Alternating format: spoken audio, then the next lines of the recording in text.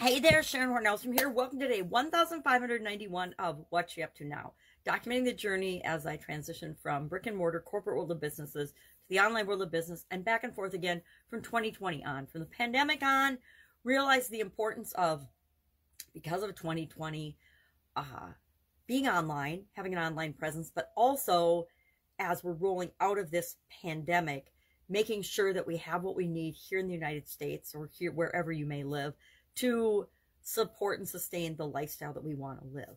And that involves having offline businesses as well as online businesses. To me, that's my opinion, and that's what I choose to do. So we'll talk about that in this segment. Every day I hop on, and since I'm visually challenged, it's easier for me to talk than it is for me to write. Now, it wasn't always that way, and sometimes I jumble and stumble over my words, like all of us do, but that just goes to show you what you see is what you get.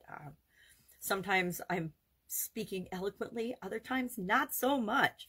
So today for Supersize Your Business, we talked about the idiom and the expression runs in the family, or to run in the family. And this is one of those expressions I have used my entire life, heard my entire life, been told my entire life. And like anything else, we can get good things from our family, good traits, beliefs, and habits and things. And we can get bad traits and things from our families as well. We all have brown eyes. My sisters and I all have brown eyes. What does that have to do with growing and building and supersizing our business? Nothing. Doesn't matter what color your eyes are when it comes to building a business. Doesn't matter what you look like. Doesn't matter how tall you are. Thank goodness, because I'm vertically challenged as well as visually challenged. And that's okay. I remember being young and not liking being short because I felt like I had a disadvantage compared to the other kids. And what was the problem with that? Comparing yourself to the other kids. And once I realized there's nothing I could do about my height, and that basically my entire family was vertically challenged and short. We were all short people, and that wasn't going to change, and there was nothing I could do to change that. I needed to learn to accept and look at the advantages of that particular trait or characteristic and figure out how I could use it to benefit my life, not use it as an excuse for not living the life that I wanted to live. So runs in the family. Good things run in our family, bad things run in all of our families. Anything taken to extreme could be a bad thing, right? So I focused on, as I was sharing today, and asked people to share as well, what is something that runs in your family that has helped you to grow and build and supersize your business? For me, work ethic, the belief that there's no such thing as can't, knowing that we can always figure a way out, personal development and love of learning and reading, got from my parents at a very young age. When we were little girls, my parents were Dale Carnegie instructors. And so that meant we learned all the things that Dale Carnegie participants in those seminars learned. We learned that automatically growing up and watching our parents to model and demonstrate that. All great things for growing and supersizing and building our businesses. And I forgot to say, and I didn't think about it till I turned off the camera, which is what usually happens. Energy is definitely something that I got from my family. My kids are like little Energizer batteries because they got a double dose of it from me and from my husband as well, my ex-husband as well. So good things can run in our family, but then there's other things that run in our family that we have to learn to let go of and overcome. We all have experiences that are less than awesome at the time we have them, and we need to figure out ways to learn from them and move on and use them as stepping stones to create what we want in our lives, not use them as, again, reasons or excuses why we can't do, be, or have everything that we want.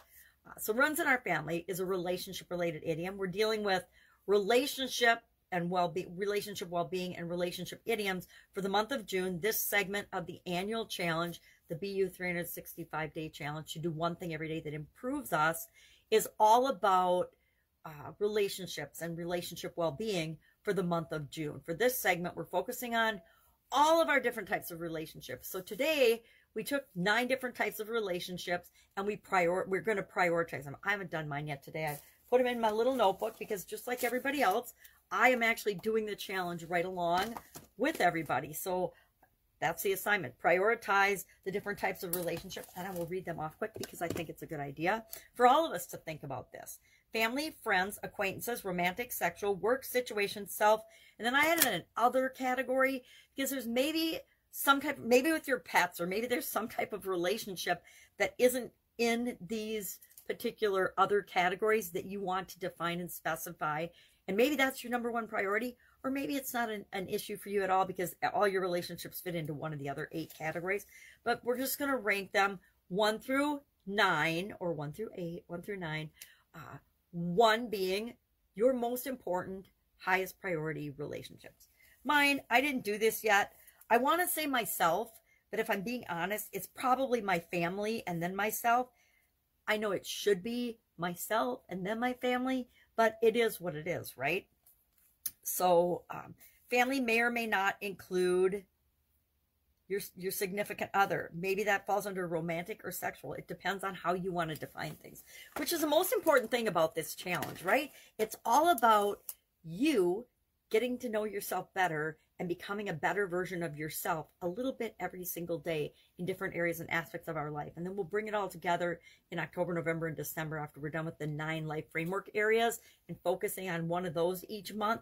We're going to bring it all together and we're going to do some really cool things the end of the year to get us excited about and really implementing the things like the SOAP framework and making sure that that is just an automatic part of our life from now on, so we don't even have to think about it consciously. We're always getting the best results for ourselves because it's one of those processes we've installed in our subconscious, and it's become a habit, and we just automatically think and use it whenever we're faced with a change or a challenge. I don't know about you, but I'm faced with changes and challenges pretty much every day.